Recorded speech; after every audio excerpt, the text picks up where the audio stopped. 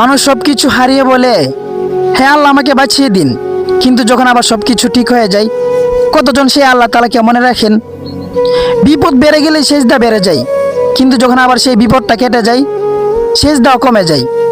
চোখে পানি আসলেই দোয়া বেড়ে যায়, কিন্তু যখন আবার মুখে হাসি ফিরে আসে, সেই দোয়াটাও কমে যায়।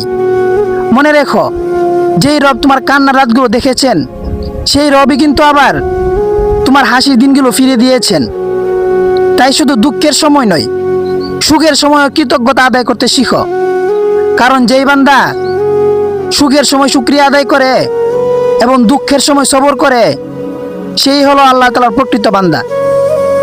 আল্লাহ তাআলা আমাদের সকলকে বোঝার তৌফিক দান করুক। আমিন।